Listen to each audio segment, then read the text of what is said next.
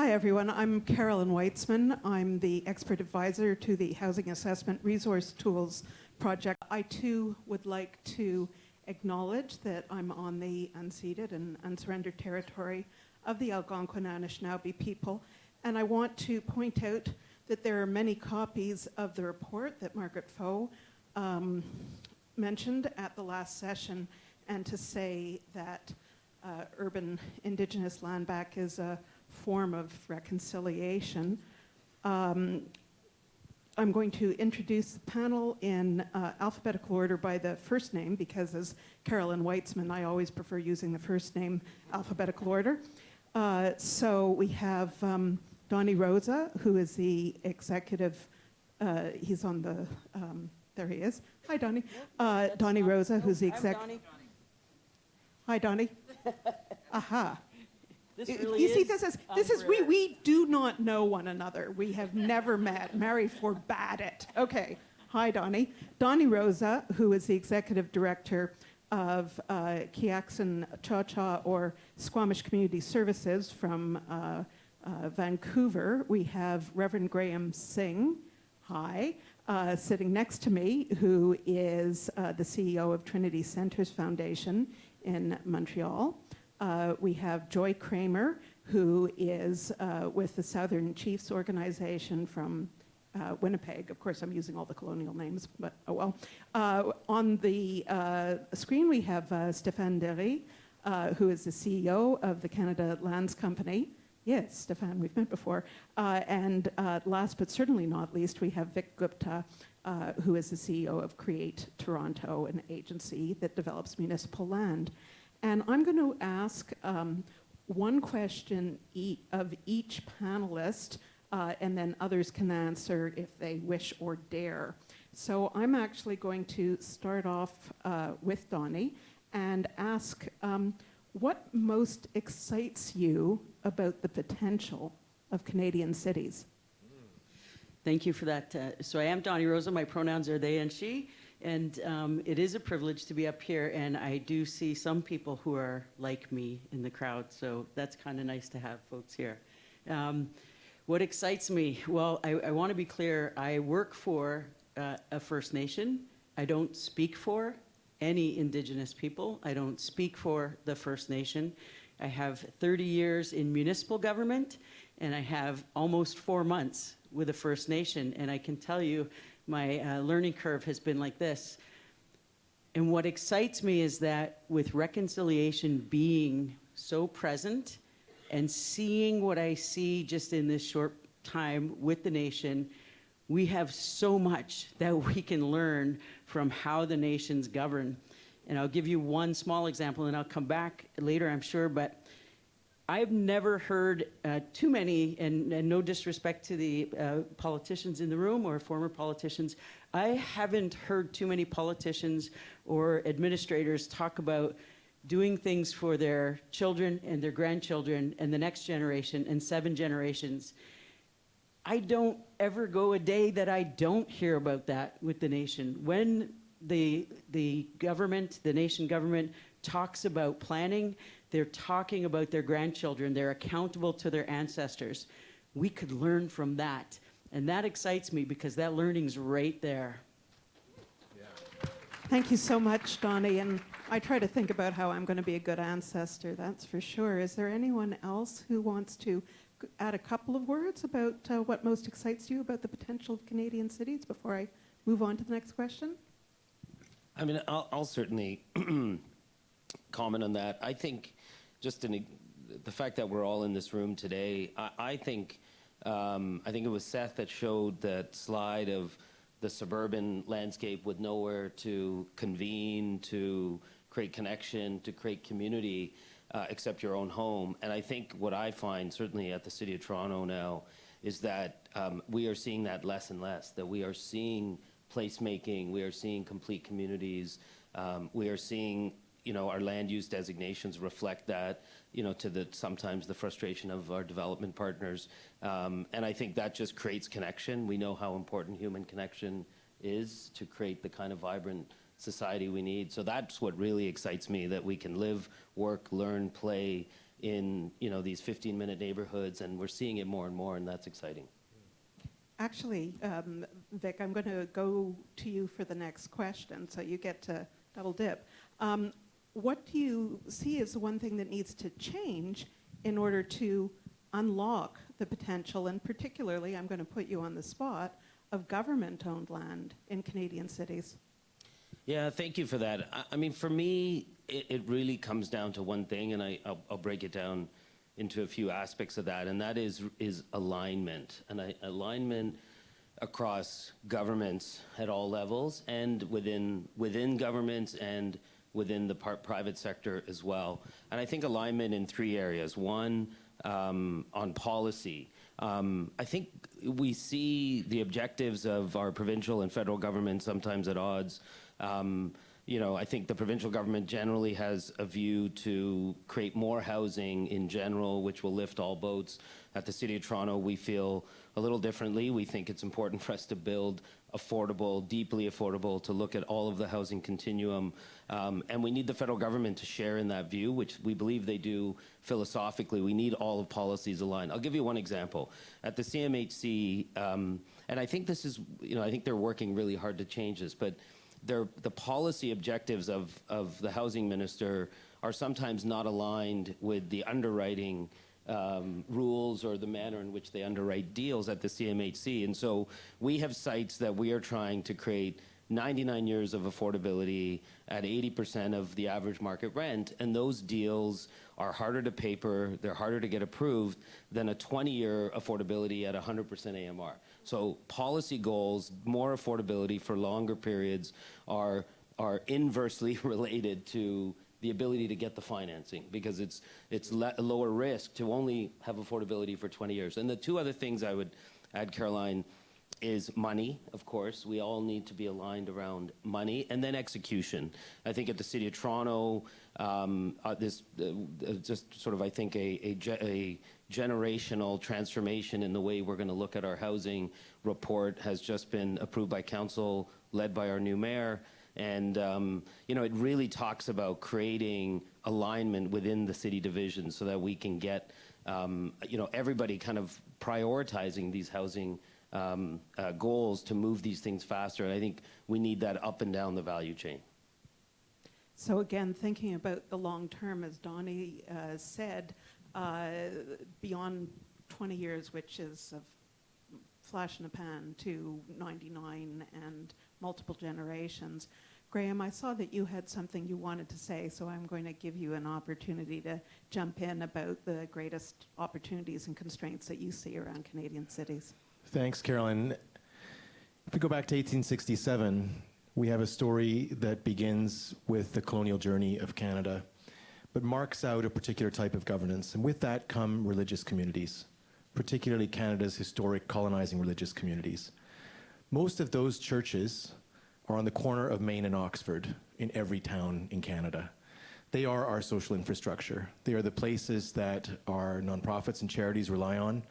The types of community connections we're talking about, many of them happen within those spaces. And I get really excited when I'm sitting beside Vic and I think about what we just heard from Al Karim about some of the older community, the elderly community. I can tell you, they're all on the boards of those churches.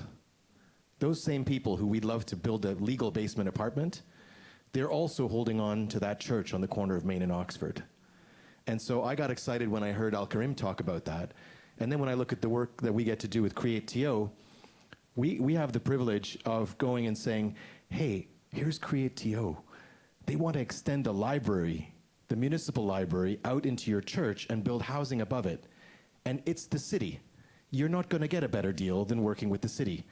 And holding their hand as they work that out. So to me, I get excited about the generational shifts and the belief that we have the places, we have existing social infrastructure, like, for instance, churches. We have the vision, like we heard from Al Karim, like we heard from Vic. We actually have the funds. We just need the collaborative spirit now to move ahead. And I know we'll have some other time to talk more. I want to tell you all and get you excited about a new community land trust that we're building to see the transition of religious land in Canada. And those are the kinds of things that I'm excited, and I'm thankful to Mary and everybody at CUI for getting us together. They've helped me get through the pandemic and not go crazy. And here we are, but it's time now to lean in. And at the end of this day, I'm focused on what are we going to be able to deliver into these kinds of areas. And I was so happy to see asset-based community development brought up earlier today, which is something that is from my youth so far away and still so important. Stefan, I see that you're pointing. Hello. Hello, Caroline, and hello, everybody. I'm happy to be here. Unfortunately, couldn't be here there in person, and will be looking for my drink ticket, though, if I can use it in Toronto. I just want to build on that conversation. I find that so interesting that Vic said, and also my other colleague on existing infrastructure. How do we get the three level of government to work together? You know, I represent Canada Lands Company. We have over 1,000 acres across the country of development land in development. And sometime we would like to go faster to bring houses, affordable homes to the market. You know, and I speak about that a lot in my previous job. I was responsible for the Government of Canada portfolio across the country. And we have a ton of empty buildings because of the new ways of working, hybrid work, and all of this. And this is existing infrastructure connected to transit, close to transit, like the church is close to transit because you're right downtown. You're right in the middle of town. So how can we work with the province, the federal, and the municipal to ease the conversion of some of these buildings, ease the conversion or the addition to the church a few more levels? I think it's going to need a cohesion. It's going to need a lot of collaboration of all government, maybe putting politics aside.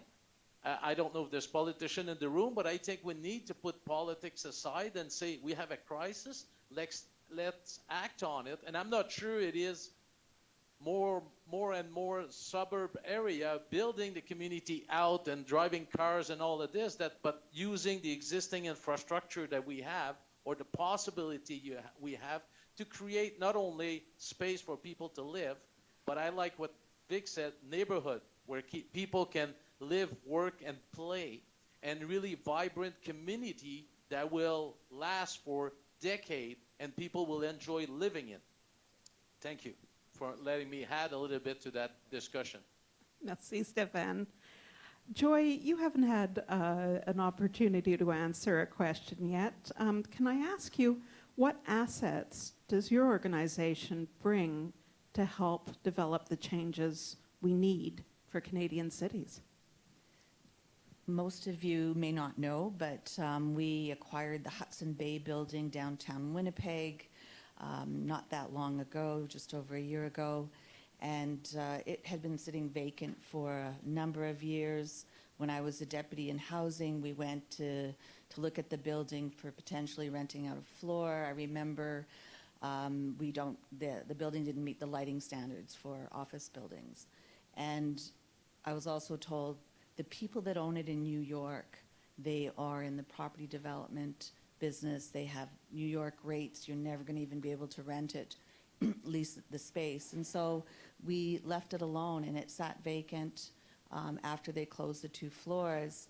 And it was a time where the homelessness numbers were growing downtown Winnipeg. There were, unfortunately, our people living in the bus shelters. There was lots of things going on. COVID happened. And during COVID, we said, okay, let's try and get the bay. And we said, let's figure that out. We are fighting with the provincial government every day. Once a week, we're putting out a press release because of some of the things that the provincial government was doing to First Nations during COVID. And so we didn't have a relationship with the provincial government. We decided, how do we go about doing this in stealth mode, really? Everyone we spoke to, we made them sign an NDA. And it was funny because we were like, everyone's signing an NDA because they don't really believe we're going to be able to pull this off. So they're like, yeah, we'll sign it. You know, share us your ideas, whatever. But we created a strategy, a circle strategy, where who are the most important people that we think we need to talk to before we, go out larger. And there was only 3 people in that middle circle. And one of them was Heritage Winnipeg, the people that had certified that building a heritage building, our next door neighbor, which was True North Sports and Entertainment that owned the Winnipeg Jets, and CMHC. Those were the three that we said we need to go talk to them first. And they all agreed to, you know, in terms of confidentiality. And it was at that point, because we went out there with our own values and principles of respect. We started with respect. Who do we need to respect at the very front end? And that's who we chose to respect. And that's how we started to develop our relationships. And then we went to a second level of circles, still doing the NDA. And then from there, we called the owners. And we said, okay, we want to talk to you. And we were very fortunate. I wish that our Grand Chief here, our Grand Chief for the Southern Chiefs was here, because he's a young 40-year-old young man who has vision, who doesn't understand the word no, who says, let's go do it. We should do it. We should have that. We should fight for that. And so it was with that thinking that he traveled to New York City with some elders and then asked for the building. And the governor of the HBC building at that point decided, he didn't tell us till later, that he decided that that was the sign that he needed, that this is where he had to give the building to. And so from there, we started to meet with bigger parts of our circle, and we met a lot of people who didn't have a lot of faith or even hope, I would say, for us, which I found interesting given all of my experience working in government and nonprofits. But we kept we kept moving on, and we said, okay, we want to be able to get this building for nothing. It was apparently worth nothing, not to us anyways. But we said we're going to buy it in a reconciliation way. And so, of course, we had done a lot of research, and we knew that there's a rent ceremony where you can buy a building. Not buy a building, but when Hudson Bay HBC, when the monarchy comes into Canada, into the old Rupert's Land area, HBC is required to provide rent in the form of 2 beaver pelts and 2 elk skin. And so I said to the lawyer for HBC, I said, that's what we're offering to buy it. And he had a really good belly laugh. He went, ha, ha, ha. And I said, no, that's how we're going to buy the building, because this is going to be an act of reconciliation, this is how we're going to approach it. And so we kind of fed them what our vision was on how we wanted to approach the building, because of the historic significance of the Hudson Bay and First Nations. That's our building. That's our company. We grew that company. We made that company into the company that it was through our fur trading and so forth. And so the New Buffalo, well, the buffalo was depleted because of fur, because of the ability for the buffalo to be shipped to Europe. And Europe came up with a really interesting machine on how to tan fur very quickly and tan. So that's why the buffalo was depleted very quickly in the prairies in Canada and in North America. Anyways, I digress a little bit there. So that's how it started. The next step was to get our partners on side that we didn't have great relationships with. So the provincial government, while we were in stealth mode, and the premier, and if you don't know Manitoba, I'll just say, we had a terrible premier, and I don't think many people would argue with us.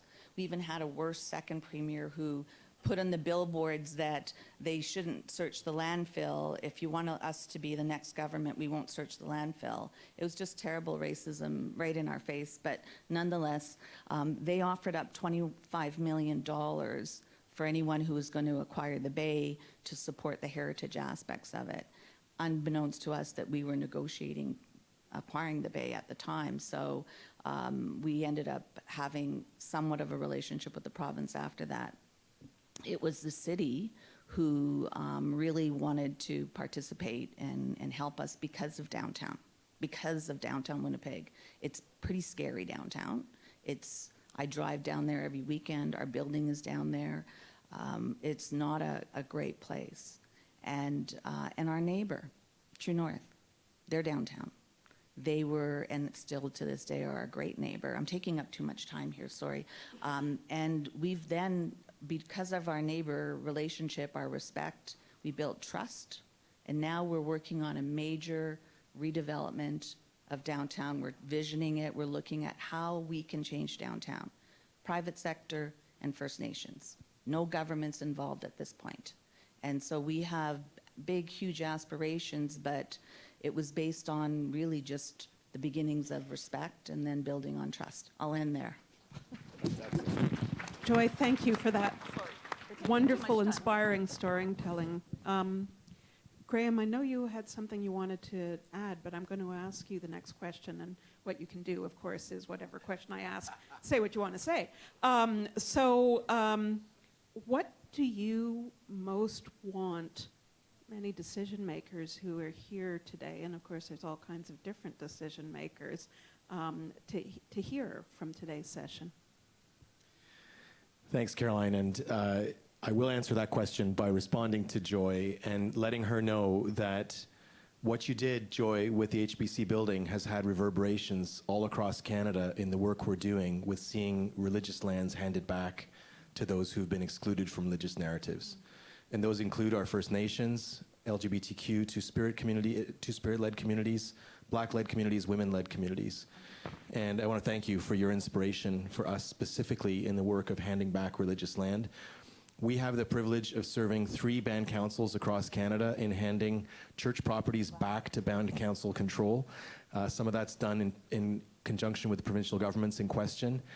And the question remains, as we look at Canada's 12,000 places of worship sitting in the center of cities, what would it be like to offer some of those properties to Indigenous persons and Indigenous leadership communities and groups to actually see those places, like you have seen, become places of reconciliation? And what I would like policy leaders to hear is a very specific question. And we are getting ready to be in front of the Deputy Prime Minister with 2 federal departments who are helping support the creation of a national community land trust for social purpose real estate, which is not necessarily housing. And these are churches that we don't have an answer for. Many times they're sold on the open market because there is no other solution. And we have, I love the question or the opportunity to say, give me something I can say yes to. And we are really inspired by those here in Ottawa, those en particulier dans le gouvernement du Québec, au ministère de la Culture, de la Ville de Montréal, qui nous avons aidés avec ce processus, avec qu'est-ce qu'on fait avec les églises. So I want policymakers to hear, we're not just talking, we have a specific proposal in front of them which they can say yes to, and I really believe it's going to help accelerate our part, which is only one small part of the story we're hearing today, of getting that forward. Thank you. Well, I don't know about the rest of you. I'm feeling very excited and empowered, which is a great way to end the day. And I'm just going to ask one more question, so I'm sort of waggling my eyebrows at Mary, just in case she has a couple of questions to ask afterwards. I'm going to start with Stefan, and then maybe the rest of you could put in a couple of words about it. Actually, it's possible that Stefan isn't the right person to answer this, because I'm not sure how much of today he heard. But what's the most important thing you've heard today that you're going to be bringing back to your organization, Canada Lands Company? Well, I think what I heard, and I was touched by our 2 called HBC building in the previous discussion also. So to me, and also everything that was said on the panel, to me is how do you reconcile public good and the obligation of the past, and how do you bring all of this together? And I think that's where we have to work, maybe not as much on profit making, but more on reconciliation and ensuring that everybody has a place to live, and I know we can do it. As a country, we've done other things, and I know that together as a country we can do that, and ensuring that people have a place to sleep, have a place to live, and they can thrive in their life. We can do hard things. Donnie? Yeah, thank you. Before working with the Nation, I was the general manager of Parks and Rec in Vancouver. So working with people who are unhoused in parks was not unfamiliar to me. What I heard today that was most encouraging, coming through Parks and Rec for 30 years and working at the front line with community, that our leadership, our CAOs, our politicians understand the value of working at the grassroots. And you know, we need look no further than Zita to understand the value of bringing out the stone soup model. What's there? What's in the community? What can you bring together to create something magical? Thank you, Donnie. Vic? Yeah, I think you know, something that I really took away from today. I mean, a number of things, but one thing in particular is the connection between health and well-being and community investment and housing, and that at the end of the day, that actually for governments does lead to financial benefits. That we know that if we don't intervene early enough and create those those connections and the mental health well-being of our people, that the costs just escalate exponentially. And I think, you know, that kind of a message is really powerful. I also say to our organization regularly, and I think it was reinforced today, that that none of this is a zero-sum game, that we don't have to give up equity and inclusion benefits, that we don't have to give up supporting those that have not participated equally in the economic benefits of a growing economy, that we don't have to give up environmental decarbonization, climate goals to build housing, that we can do it all, that there is, the investment community is far more sophisticated, has, in this country in particular, has expectations around, you know, broadly called ESG, more so than they ever had before. It's table stakes, and I think I just never accept those. I sort of reject that choice, that it has to be one or the other, and I hope others have taken that away. And then if I could add one more thing, that last panel, I think, left something that I sometimes even overlook as a person from a visible minority background, is that we do need to see more role models from our diverse communities, from equity-seeking groups. I was really moved by the panel that we had before, and you know, I just think that we need, you know, those that, if we expect young people, particularly those from equity-deserving groups, those that have not participated from our Indigenous communities, they need to see people that look like themselves in these conversations. I love the yes and thinking. I love the notion of a generational and more inclusive shift. It's all very lovely. Graham? I have to confess that I got here at midday, so I missed a little bit of the morning because we spent 2 days with CMHC looking at the future of unlocking religious land for housing. And there's a lot going on in Ottawa right now. I know other people here who've been part of other things going on this week. What I think I'm taking away, though, from those meetings, what I'm hearing today, there are sources of funds that only solve one part of some of the things we've been talking about, which means we need more vehicles that, like the game of Trivial Pursuit, you have that little piece that holds the individual little prizes that you get. We need more structures that are able to hold multiple sources of funding together, in my view. And I've heard a lot of that, and if I were to take some of the things I've heard today, I think if we're honest, we'd realize we cut across a number of government departments and programs as we talk. And that's good, as long as we're willing to do the hard work of rolling up our sleeves and building the kind of funding structures that will allow those to go together. And Carolyn, the one thing I haven't heard today, I want to make sure everybody knows that Economic and Social Development Canada launched this year the Social Finance Fund. It's $755 million of funding to create these kinds of structures. We're very pleased to be doing our work within that context, and I want to champion that. I think we're hearing that not only from the federal government, but all across Canada. We've heard from former Mayor of Victoria, Lisa Helps. We've been working firsthand with Lisa, working with Premier Eby to roll through and push things through. So if we can push across and see that horizontal piece actually happening, I think we've actually been asking for that all day, so let's do it. Thank you so much, Graham. And I'm very consciously giving Joy the last word before the questions. Yeah, okay, I'll be short. I think that what I came away with, or will come away with today, is there are some allies here, and I really want to acknowledge the allies in the room. I think that without allies, and I've worked with allies all my career, from when I was in Toronto in Anishinaabe Health, Aboriginal Legal Services. I'm one of the founding members there. That without allies and mentors, we would not be able to move our agenda forward. And I think that's the way we need to go forward. So just for everyone in the room who is an ally, and you guys know who you are, miigwech, chimigwech for that. I want to say that leadership and government change the world for First Nations. Right now we have a wonderful premier, and we have a mayor that is coming to the table, and we have the federal government that is trying to open the doors so that First Nations can do what we need to do for ourselves and get out of the way. So I think that the recipe is there, and I just want to acknowledge that we started with not such great partnership arrangements with governments, and now we're in a really great place. So I'm very fortunate and grateful for that. Thank you, Joy. Mary, some questions for this wonderful panel. Yeah, exactly. It's always this the worst time slot, isn't it? And you're making it so interesting. And everybody is listening so attentively to everything you're saying. A question, a rather impatient question, of course. You're all either working for or representing organizations that have land assets.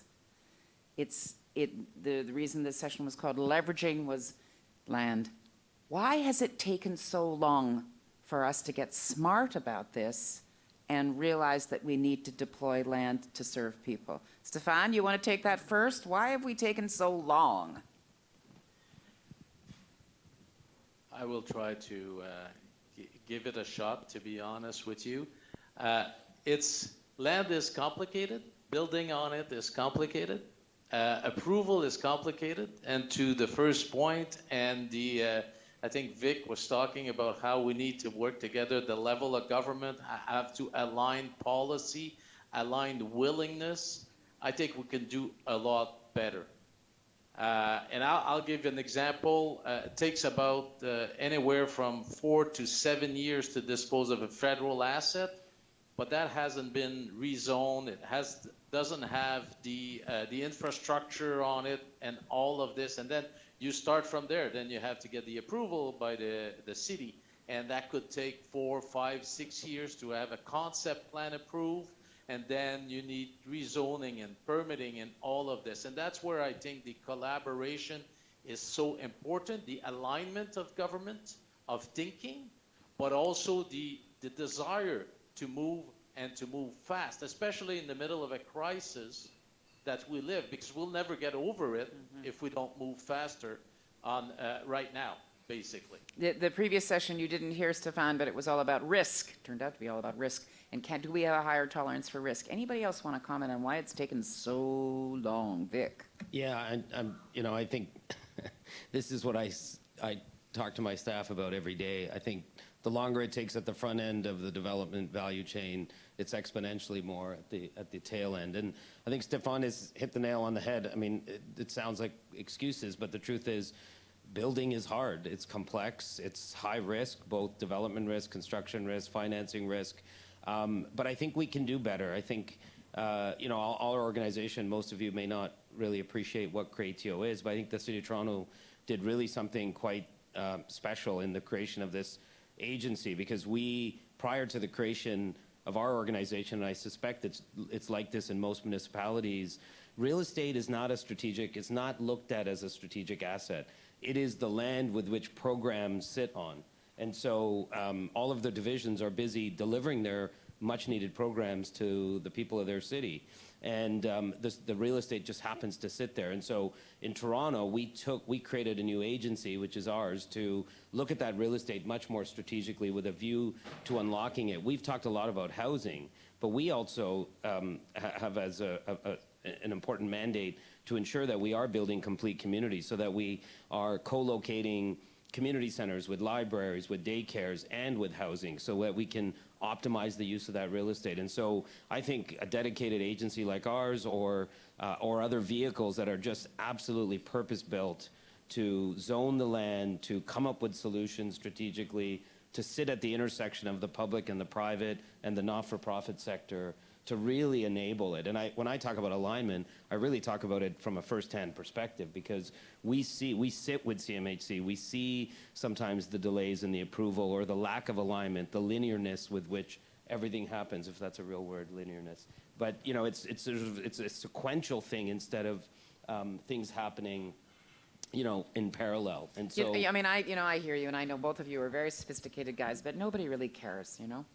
Like, they just want shit to happen. that's right, absolutely. So I feel like we're kind of, do you know what I mean? Sorry. Like, do you agree with me? Like, people are just, right, like, we just want stuff to happen. We do. And we seem to be at a point of time where we understand we got to make it happen. Donnie and then Graham.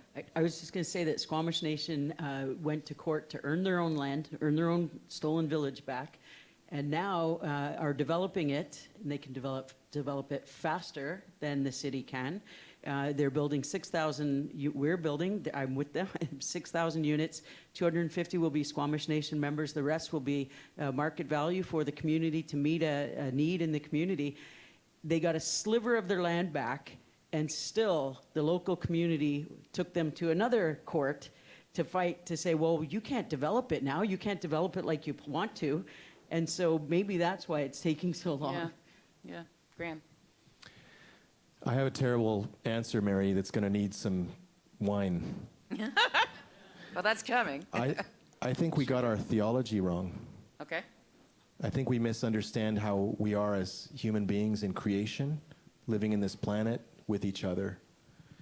And when we look at religious groups like Christians, and I'm saying this as a priest in the Anglican Church for over 20 years, I currently lead one of the old historic colonial churches in downtown Montreal. Christians have gotten it very wrong with colonial land control. In the Jewish faith, there are answers like Jubilee that says land needs to go back to its original communities every 50 years. In Islam, the concept of zakat is a healing concept, which is right there on offer for us. In our faith communities, we have possible answers. But I think we're sitting here in Canada now realizing how much we have walked across the views of the First Peoples in this land. They have answers that are there for us, and I really think when we look at how badly we've gotten land wrong, it's the whole colonial story, it's the whole Western story, and it does have to do with our core beliefs. And if we start looking back at those and find things like the core of ESG and the core of, and we see all of these renewal movements, they're that deep. And if we allow ourselves to go to that place, I think we're going to find healing. Joy. Can I be a very naughty moderator and just jump in? And Joy's waiting too. Okay, sorry. Want to go ahead? I just want to bring up neoliberalism because Canada has done great things before with its own land, with acquired land. After World War II, building almost 1 million victory houses in a mechanized, quick fashion in as little as 36 hours. And from the 60s to the 80s, we used government land in ways, for instance, in St. Lawrence neighborhood in Toronto that built 4,000 homes on industrial land, a third public, a third co-op, Right. a third market. I'm not saying that the market doesn't have solutions, but I think that governments started believing that the purpose of their land was to generate profit for market developers, and that while I completely agree it's colonialism, we can't overlook that economic force and frankly look forward to the point where we can move on from a series of beliefs that simply has put us in a terrible mess. Joy. I just want to comment on the land issue. So in Winnipeg, in Manitoba, about 10 years ago, the Crown Lands owes, or the federal government owes, approximately 400,000 hectares of land to First Nations under treaty land entitlement, which is, I call it another way of saying stolen lands. So part of that process is called TLE, Treaty Land Entitlement. And in downtown, not downtown, but in Winnipeg, you have Capion Barracks, which is a former military site. It took 17 years for First Nations, Treaty 1. My mom is a member of Sandy Bay, my dad is a member of Saugeen, both Treaty 1 signatories. 17 years to fight the federal government to get 59 acres of land in Winnipeg to develop. And so there is a long process to access land, and Canada Lands, Stefan will know all about that. But if you looked at treaty land entitlement, and BC has a different situation, but Had we not fought for Capion, Jericho lands likely would not have gone to the BC First Nations because they would have already had the policy in place to not give the military land to, not give, but pay back to the First Nations. And I say this really quickly, if we're a reserve here today, back when the treaty was signed, and they said 165 acres per family, they only provided enough land on the reserve for half of this room. The other half, they didn't bother. That's what treaty land entitlement is the First Nations finally saying, you know what, we're going to take you to court because you owe us still half this land, half for this piece. And that's what we're fighting for still to this day. Wow. 400,000 hectares, you can Google it. And so when you talk about why does it take so long? We're not getting a hand up. We're not even getting a hand out. We're getting nothing. So we fight for everything, and the legal costs to fight 17 years, the federal government, to get 59 acres of land, I leave it at that.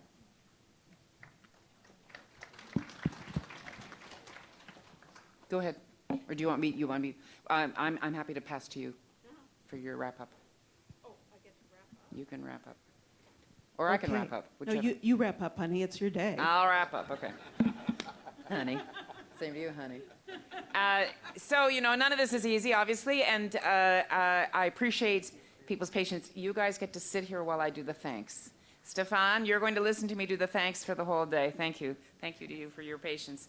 I think to start the morning as we did with Grandmother Irene, calling in the ancestors and the elders and making us grounding ourselves in place, and then repeatedly through the day, the themes of place, agency, attachment, belonging. How do we actually connect to one another? How does community function? What kinds of opportunities are we making possible for each other? I've got to say how grateful I am for the goodwill in this room and online for us to be in a collective conversation like this, particularly, as I said at the beginning, at a time of great global turmoil. It's very reassuring for me to just sit and be with all of you and hear about how we're all struggling and trying to figure out what our next collective step is. So I want to thank you all for coming and being part of that, and for being part of this first step in a conversation which isn't going, I know we want things to move quickly. 17 years is a long time, Joy, but we need to make incremental steps together. And so I want to just say that at the outset, how important that's been to us and for us at CUI to see this come to fruition.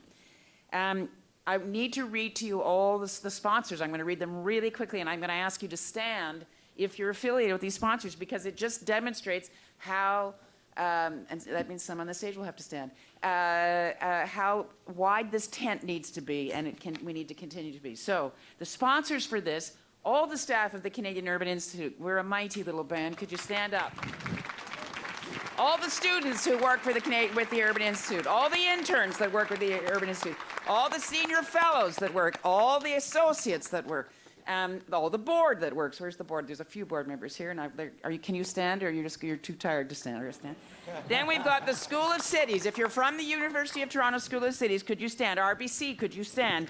The Toronto Waterfront BIA, the Downtown Young BIA, the Trottier Foundation, Centre-Ville Montreal, Cadillac Fairview, the City of Toronto, Ecobia, don't be shy, the Ottawa BIAs, Toronto Downtown West BIA, Enbridge, the Alberta Real Estate Foundation. See, it's a lot of people. Canada Land, Stefan, he's standing wherever he is. City of Ottawa, Environics, Next Generation Cities Institute, Downtown Vancouver, see what I mean? It's a lot of folks. The National Capital Commission, Trinity Centers, that's you, stand up.